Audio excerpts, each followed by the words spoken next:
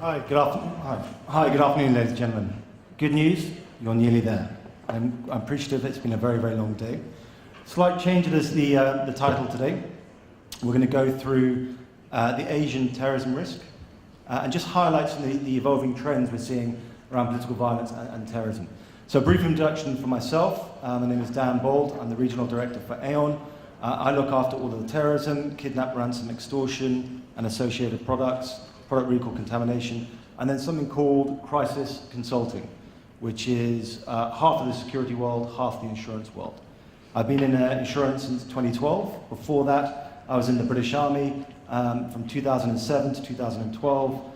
I was a senior leading member in a paramilitary unit within Singapore who was tasked to neutralize counter-terror, or terrorists, if I'm completely honest, internally and externally. So I know quite a bit of what's happening in the region.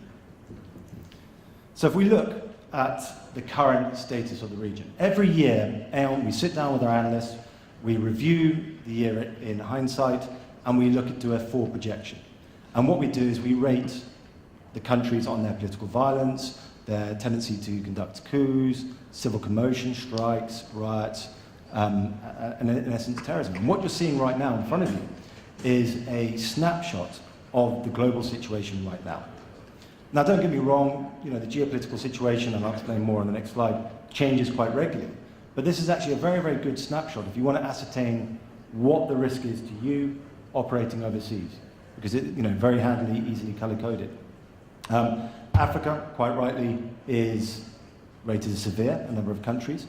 But I want to just dive down into in Asia itself, and just highlight this. So we actually upgraded 3 countries this year. We upgraded North Korea from high to severe, and we also South Korea from medium to high.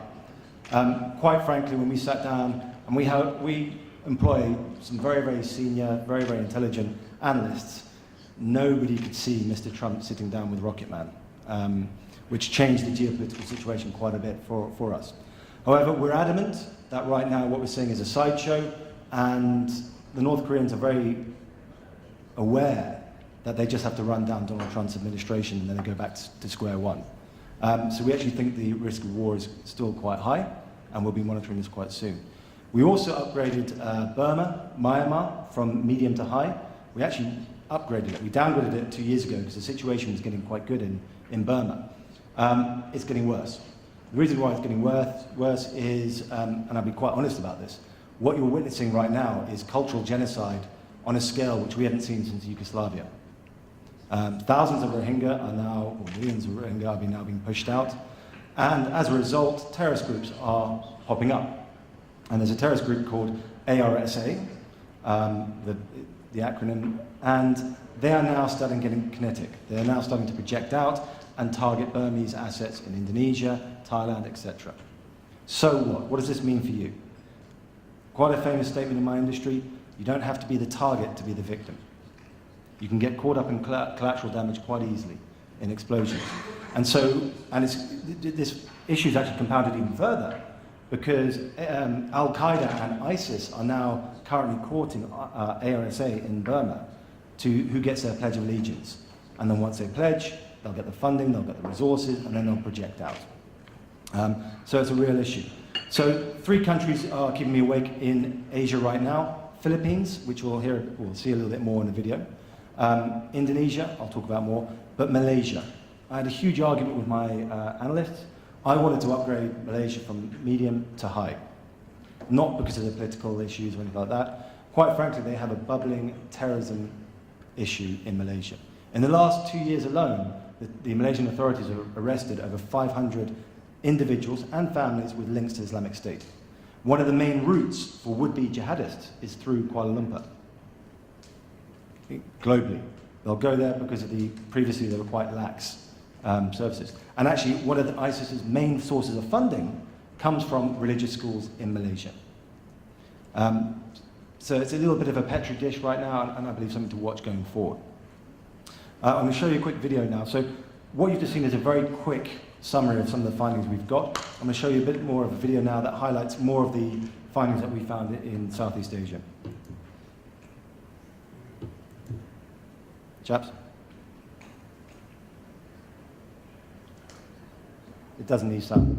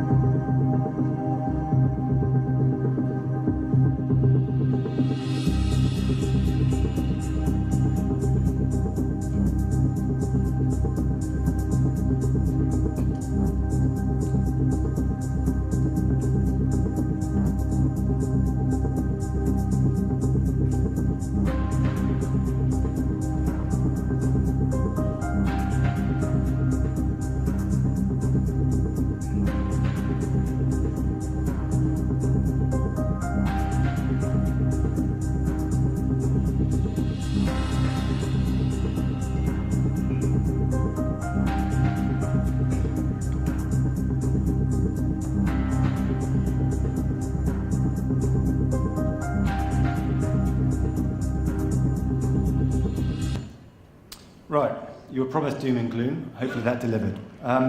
If you want any more information about the map or access to the maps or the actual accompanying brochure, please reach out to myself or Gary Moran, who's around today.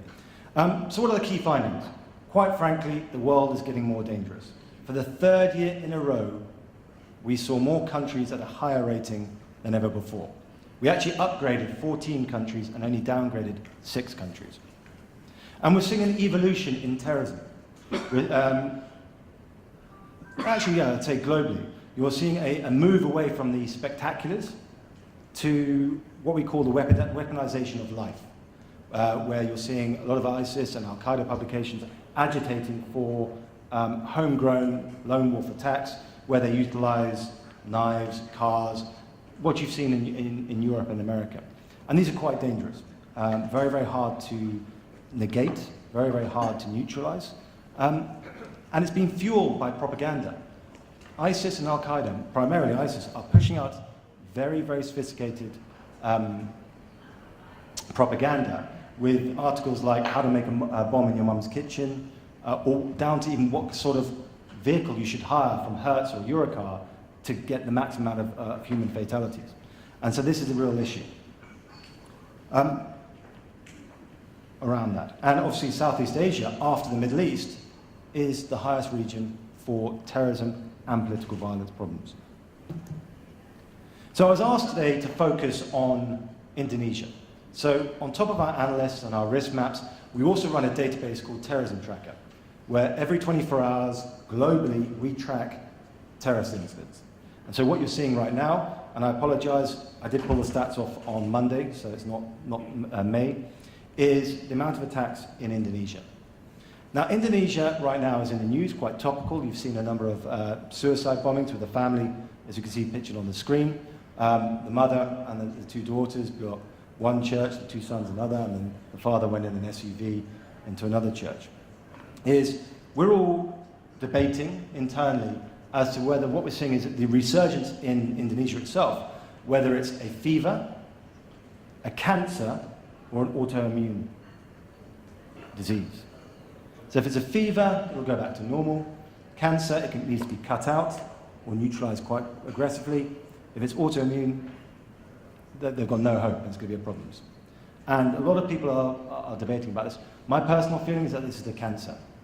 So Jemaah Islamiyah, some of you may be familiar with, they're Al-Qaeda's offshoots in Indonesia, now got affiliations with ISIS. They did the Bali bombing, and they've gone quiet. Since 2012, they went very, very quiet. In the background, they've been rearming and recruiting. And this time, they're recruiting not the low-wage, low-income, badly educated individuals. They're going to the universities. And actually, it suggests that there is a jihadist presence in every single Indonesian university. It just takes for them to turn real problems within the region and Indonesia itself. Now, the individual you can see there is Abu al-Indonesi. So he popped up on our radars, I'd say June 2016, where it was the first time we saw ISIS in Syria and Iraq have their own publication, have their own slick video. Incidentally, there are said to be about 600 Indonesians fighting in Syria and Iraq right now, right today. And so he was on this video with Al-Filipini, Al-Malaysi, both of which have been neutralized by predator drones, which is great. And we thought he died. And then he popped up literally 3 weeks ago, 3.5 weeks ago, after the bombings in Sulawesi, praising the current bombing. So how he got out of Syria and Iraq in the first place and evaded all the intelligence agencies. How he returned to Indonesia, we don't know. How he made contact again with a terrorist group called MIT, Mujahideen Islamic, Timur, MIT, who we thought were all neutralized. We don't know. The fact that this guy's rocking around in the jungle, bringing recruits in, is very dangerous. And it's dangerous because this chap has got family ties to people in the Philippines, people into Malaysia, and so you're looking at a transnational terrorism threat which will only project out. It does not bode well. So, I thought you might be interested in this.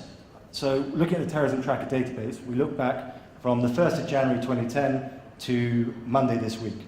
And I wanted to ascertain all the terrorist attacks on the aviation industry. So this is against planes and also the facilities that accompany, the infrastructure that support your industry.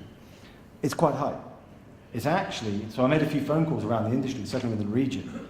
It's actually a lot higher than that number there. And the reason being for that is we've got quite strict methodology. It has to be admitted by the government or verified by independent press sources which we trust. But quite frankly, from what I understand, a lot of governments are not admitting to this. They're putting it down as malicious damage, or a lot of owners don't recognize actually that they've been sabotaged or been attacked. Again, they're just putting it down to malicious damage. The spread there is also quite interesting. Terrorists have a fascination with your industry. They always have, and they always will, ever since the Wright brothers developed. And quite frankly, that 9/11 plays a large part in that.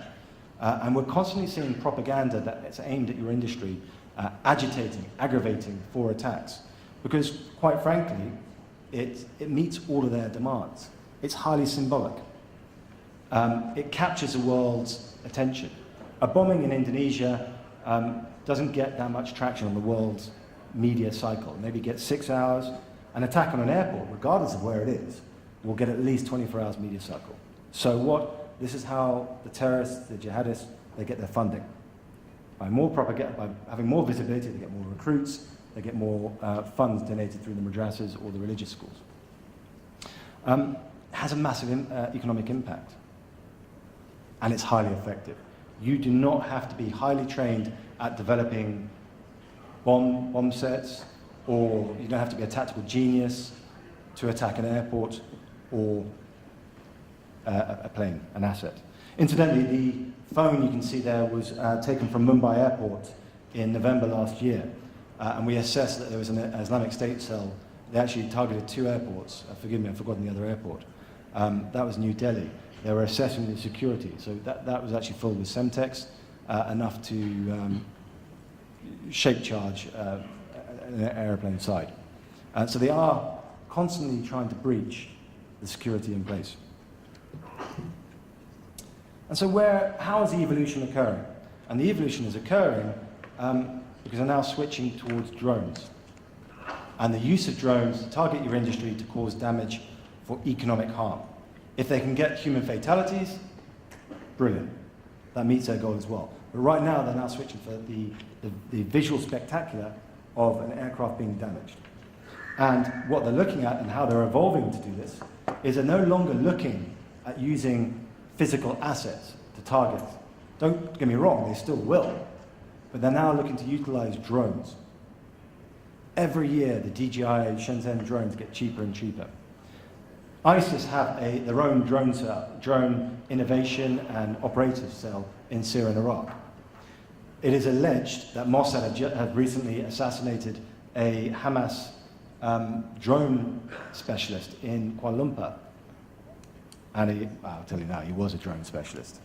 And so they're actively trying to get this technology, to adapt it, to take the fight out of their areas of comfort. And what they're doing is they're starting to modify the drones. And I'm not a specialist in your industry, but I understand that more and more your industry are having near misses with drones.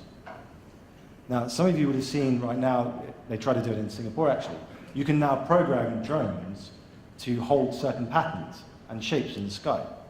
Imagine a scenario where you've got a plane coming into land, where somebody has pre-programmed a set pattern for drones to hold, and shaped kinetic explosives to those drones. Quite a scary proposition, and actually very, very hard to neutralize, because the authorities and the airport authorities are very reticent to explain what measures they have to counter the drone threat. My experience in Asia is that they say we can't tell you about it, primarily because they don't know, and they don't have any issue against it. So certainly for your industry, we see this as a real emerging threat coming forward. Now I'm conscious of time, ladies and gentlemen. That is me done. Do you have any questions? I think the main question is, how do you sleep at night? Do we have...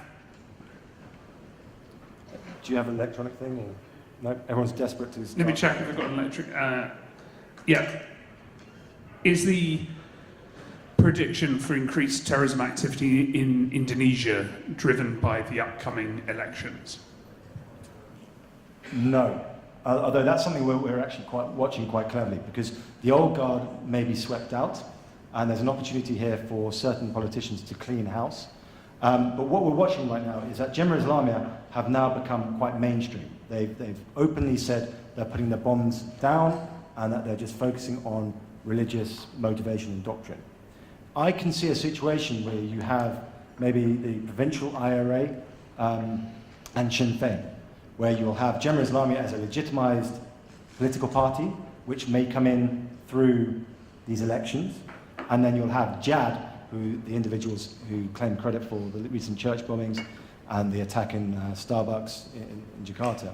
I can see them as their militant wing. So if they're not getting what they want from the government, they'll agitate through JAD. So that's something we're watching very, very closely, yes.